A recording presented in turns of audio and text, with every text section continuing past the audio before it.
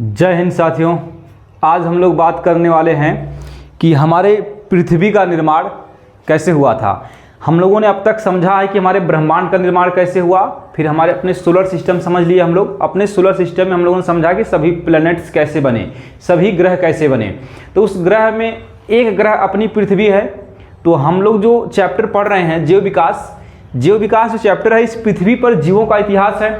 तो हम लोग सभी ग्रह को छोड़कर सीधा एंट्री मार लिए हैं किस पर, पृथ्वी पर। तो आज हम लोग समझने की कोशिश करेंगे कि जब पृथ्वी रियल में बनी थी तो उस समय पृथ्वी का क्या हाव भाव, जिस समय पृथ्वी बनी थी तो उस समय पृथ्वी कैसी थी। देखिए, जैसा पृथ्वी आज हम लोग देख रहे हैं ऐसा पृथ्वी शुरू में नहीं था। शुरुआती पृथ्वी और वर्तमान पृथ्वी में बहुत बड़ा अंतर था। आज उसी अंतर को हम लोग समझने की कोशिश करेंगे कि जब हमारी पृथ्वी बनी तो उस समय इस पृथ्वी पे कौन सा कंडीशन था और क्या क्या हो रहा था। चलिए देखते हैं। देखिए, प्राचीन पृथ्वी को हम लोग कहते हैं प्रिमिटिव अर्थ। प्रिमिटिव अर्थ का मतलब होता है कि प्राचीन पृथ्वी। प्राचीन कहने मतलब कह सकते हैं कि शुरुआती समय में, जैसे पृथ्वी जब बनी होगी तो उसका शुरुआती समय कैसा था। तो देखिए, शुरुआती समय को समझिएगा। जब पहले एक चीज समझ लेते हैं कि हमारी पृथ्वी का एज क्या है। देखिए, हर चीज का एक उम्र होता है कि वो कब बनी थी। तो आज से लगभग 4.6 अरब साल पहले हमारी पृथ्वी बनी थी। तो मतलब अब तक पृथ्वी का उम्र कितना हो गया है, 4.6 अरब साल हो गया है। तो इस बात को एकदम याद रखिएगा कि हमारी पृथ्वी का जो उम्र है वह लगभग कितना है, 4.6 अरब साल है। इतना साल हो गया हमारी पृथ्वी को। और देखिए, एक बात और समझिएगा, हमारी पृथ्वी जब बनी थी तो उस समय पृथ्वी की सतह का तापमान मतलब मान लीजिए कि ये है हमारी पृथ्वी और पृथ्वी का जो नहीं सतह देख रहे हैं इसका तापमान 5 से 6,000 डिग्री सेल्सियस था। मतलब जहां आज हम लोग खड़े हैं जिस जगह पर, इस जगह पर जहां पे हमारा आपका घर है, जहां पे स्थलीय जीव निवास कर रहे हैं, उसका टेम्परेचर कितना था, 5 से 6,000 डिग्री सेल्सियस हमारी शुरुआती पृथ्वी गर्म थी। यह पृथ्वी धीरे धीरे ठंडा हुई है। इसे ठंडा होने में कुल टोटल 1 अरब साल लगा था। मतलब एक ध्यान से बात समझिएगा, 4.6 अरब साल पृथ्वी की एज है और इसी पृथ्वी को ठंडा होने में, कितना ठंडा होने में, 100 डिग्री सेल्सियस तक पहुंचने में, मतलब 5,000 से लेकर के 6,000 डिग्री सेल्सियस से लगभग 100 डिग्री सेल्सियस आने में इसको समय लग गया कितना, 1 अरब साल। ठीक, मतलब हमारी पृथ्वी पर पहली बार जो पानी रुका था वो पानी कब रुक सकता है, जब तक पृथ्वी का तापमान 100 डिग्री सेल्सियस के नीचे नहीं होगा तब तक पानी इस पृथ्वी पर रुक नहीं सकता। तो इतना 100 डिग्री सेल्सियस के नीचे होने में कुल टोटल लग गया समय 1 अरब साल। तो 1 अरब साल बाद हमारी पृथ्वी जब ठंडा हुई, देखिए तो ये हो गया हमारी पृथ्वी का तापमान। इसी से कुछ और बात याद रखिएगा कि हमारी पृथ्वी का जो सेंटर है, जो केंद्र है, मतलब ये पृथ्वी का मेन बिंदु अगर केंद्र मान ले तो केंद्र का भी देखिए जो आज वर्तमान में ये इतना लगभग टेम्परेचर हीट है। मतलब कि जब हमारी पृथ्वी बनी थी तो उस समय पृथ्वी का सतह का तापमान 5 से 6,000 डिग्री सेल्सियस था। आज वर्तमान में पृथ्वी का जो केंद्रीय भाग है उसका टेम्परेचर 5 से 6,000 डिग्री सेल्सियस है। और दूसरा चीज और याद रखिए, जो हमारा सूरज है, ये सन, इस सन का जो बाहरी परत है, इस बाहरी परत का नाम होता है कोरोना। और ये जो कोरोना आप देख रहे हैं उस कोरोना का भी टेम्परेचर 5 से लेकर के 6,000 डिग्री सेल्सियस है। मतलब कि 3 ऐसे फैक्ट हैं जिसका डाटा एकदम सेम है। क्या क्या है देखिए, पृथ्वी के केंद्र का भाग जौन है आज भी 5 से 6,000 डिग्री सेल्सियस हीट है। जब पृथ्वी बनी थी तो पृथ्वी की सतह का तापमान 5 से 6,000 डिग्री सेल्सियस था।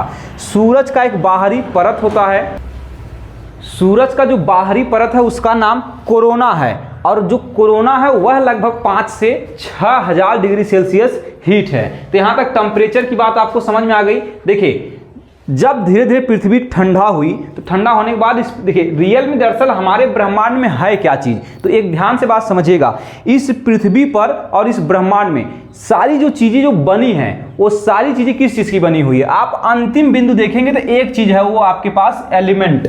इस संसार की हर एक वस्तु अगर किसी चीज से बनी है तो वह वस्तु किससे बनी है, किसी न किसी एलिमेंट से होगा। इसके अलावा कोई अन्य चीज है ही नहीं है। तो मतलब जब हमारी पृथ्वी बनी और ठंडी हुई तो ठंडी होने के बाद सभी एलिमेंट्स किस फॉर्म में थे, एटम्स के फॉर्म में थे। मतलब इस पृथ्वी पे जितने भी तत्व थे वो सभी तत्व किस अवस्था में पहुंच गए, एटम के रूप में पहुंच गए। इसके बाद समझिए, जब एटम के रूप में बन गए तो इसके बाद जब हमारी पृथ्वी का जब पूरी तरह से ठंडा हुई तो शुरू में एक बात ध्यान समझिए, जब पृथ्वी का टेम्परेचर 5 से 6000 डिग्री सेल्सियस रहा होगा तो मतलब कहीं न कहीं पृथ्वी हमारी लिक्विड अवस्था में रही होगी। मतलब शुरुआती समय में हम लोगों ने पढ़ा भी कि जब पृथ्वी का निर्माण कैसे हुआ तो उसमें हम लोगों ने एक सिद्धांत पढ़ा था कि हमारी पृथ्वी पहले बनने से पहले सब गैस के गोले थे, उन्हीं गैस के गोलों से क्या बना है, पृथ्वी बनी। और इसी गैस देखिए गैस है तो मतलब गैस से अवस्था कौन सी बनने वाली है, लिक्विड अवस्था में आएंगे। और उस लिक्विड अवस्था से फिर हम लोग पहुंचेंगे किस अवस्था में, सॉलिड अवस्था में। तो जिस समय पृथ्वी का तापमान 5000 से 6000 डिग्री सेल्सियस था उस समय पृथ्वी किस अवस्था में थी, लिक्विड अवस्था में थी। जब पृथ्वी का तापमान जितना कम होता गया उतने ही धीरे धीरे पृथ्वी क्या होती गई, हमारी सॉलिड अवस्था में आ गई। तो आज आप पृथ्वी का जो सतह देख रहे हैं जिस पर हम लोग खड़े हैं वह सतह किस अवस्था में है, सॉलिड अवस्था में है। तो जब सॉलिड अवस्था में आई होगी पृथ्वी तो इसमें एक घटना घटा होगा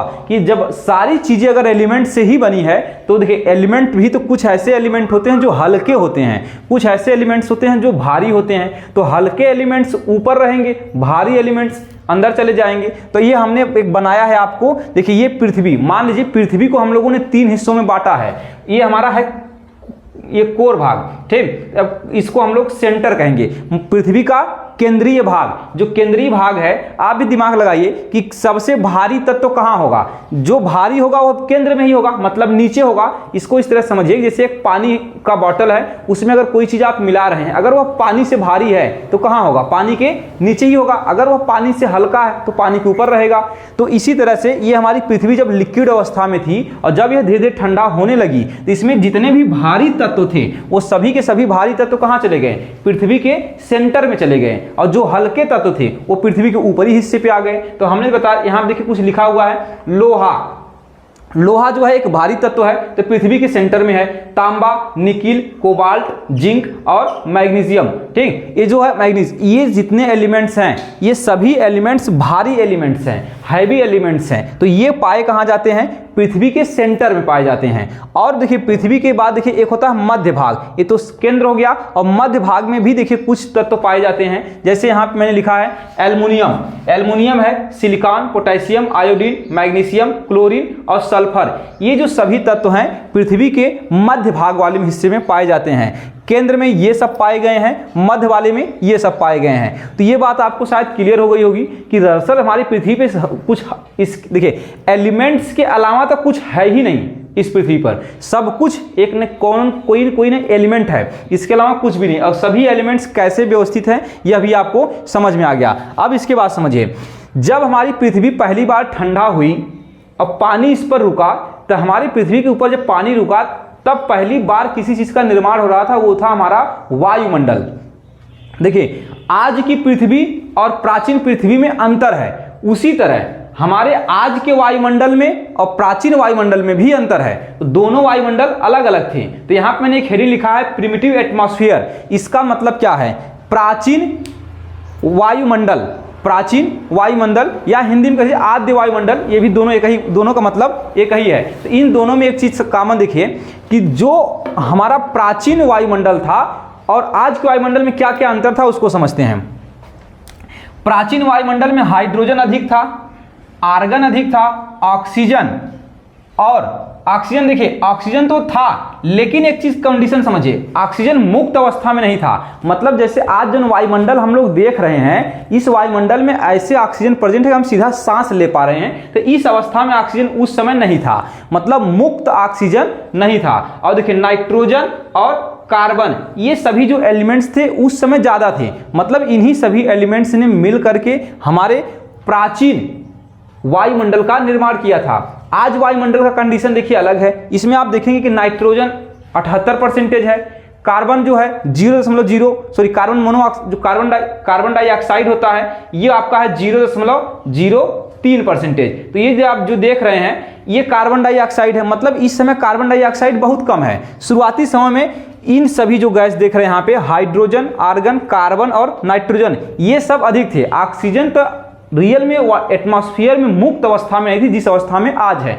आज ऑक्सीजन आप देख रहे हैं कि 21% है इस समय, लेकिन शुरुआती समय में ऐसा नहीं था।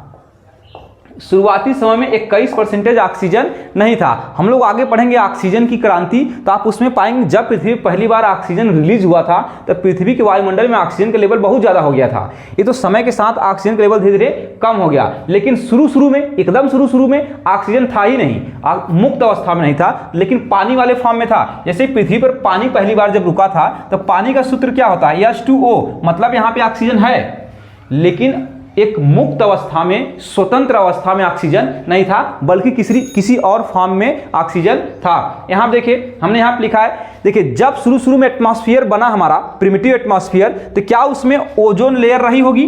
नहीं था। मतलब शुरुआती समय में जब पृथ्वी का निर्माण हुआ और पृथ्वी के निर्माण होने के बाद जैसे पृथ्वी ठंडी हुई और ठंडी होने के बाद जैसे ही वायुमंडल का निर्माण हो रहा था तो प्राचीन वायुमंडल में एक चीज कमी थी। वो कमी क्या थी? देखिए ओजोन परत, ओजोन परत का सिंबल होता है O3, तो O3 जो था ये एब्सेंट था, मतलब कि हमारे वायुमंडल में ओजोन परत अनुपस्थित था। जब ओजोन परत अनुपस्थित होगा तो हमारे पृथ्वी पर सीधा अल्ट्रावायलेट रे आ जाएंगी, मतलब जो पैराबैंगनी किरणें हैं वो सीधा पृथ्वी पर आ जाएंगी, और जब सीधा पृथ्वी पर आएंगी तो क्या अल्ट्रावायलेट रे की उपस्थिति में लाइफ का होना संभव है? जीवन हो सकता है? एकदम असंभव है। अगर आज भी ओजोन परत को हटा दिया जाए तो हमारा अल्ट्रावायलेट रे इतनी ज़्यादा पृथ्वी पर आएंगी कि यहाँ पे जो जीवन आपको दिखाई दे रहा है यह जीवन कुछ ही समय बाद खत्म हो जाएगा।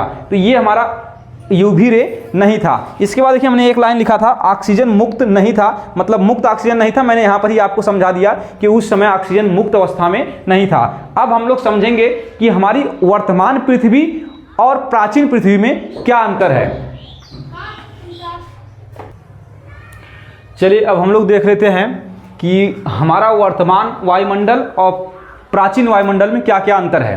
तो देखिए जो प्राचीन वायुमंडल है वो हमारा अपचायक था और वर्तमान वायुमंडल हमारा क्या है? आक्सीकारक है।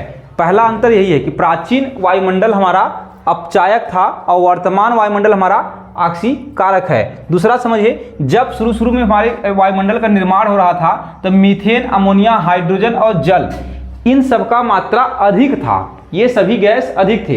अभी इस समय के वायुमंडल में क्या हो गया है कि नाइट्रोजन, कार्बन डाइऑक्साइड और ऑक्सीजन, इनकी मात्रा अधिक है। तो इस समय कुछ और गैसें अधिक हैं, और जब पृथ्वी बनी थी और बनने के बाद एटमॉस्फेयर बना था उसमें कुछ गैसें और अलग थी, मतलब दूसरी गैसें थी। इसके बाद समझिए, उस समय ऑक्सीजन हमारे मतलब प्राचीन वायुमंडल में ऑक्सीजन मुक्त अवस्था में नहीं थी, लेकिन आज ऑक्सीजन क्या है? मुक्त अवस्था में है। एक अंतर यह भी है, देखिए उस समय का जो एटमॉस्फेयर था, उस समय का शुरुआती वायुमंडल जो था वह एक ऐसे कंडीशन में था जहां पर जीवन पनप सकता था। मतलब आप कहेंगे जीवन आज क्यों नया नहीं बन जाता है? आज नहीं बन सकता है। आज न बनने का कारण क्या है कि आज का वायुमंडल अलग है। आज के वायुमंडल में गैसों की क्वांटिटी अलग है, अलग अलग गैस हैं, और शुरुआती समय में सभी गैसें अलग हैं। तो इसलिए प्राचीन वायुमंडल नए जीवन के उत्पत्ति के लिए सटीक था, लेकिन आज का वायुमंडल नए जीवन की उत्पत्ति के लिए सटीक नहीं है। दूसरा देखिए, जब प्राचीन वायुमंडल था तो उसमें यूवी रे जो थी सीधा अर्थ पर आती थी। मतलब क्यों आती थी? क्योंकि ओजोन परत नहीं था। तो आज के वायुमंडल में क्या है? ओजोन परत है, लेकिन प्राचीन वायुमंडल में ओजोन परत नहीं था। जब ओजोन परत सीधा आ रही थी पृथ्वी पर, ये एक अंतर हो गया। आगे देखिए टेम्परेचर उस समय क्या था?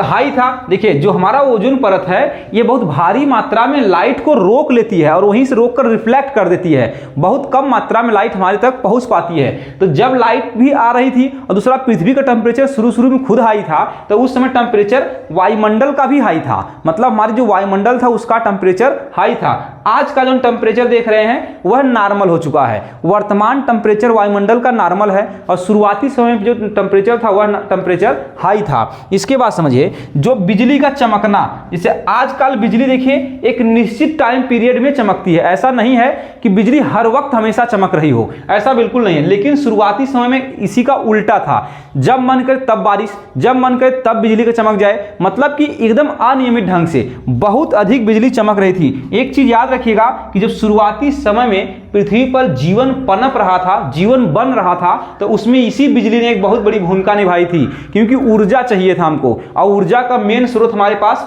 सिर्फ बिजली थी। तो बिजली अगर नहीं होती तो जीवन नहीं बना होता, क्योंकि टेम्परेचर हाई इंक्रीज करने के लिए यही जिम्मेदार थी।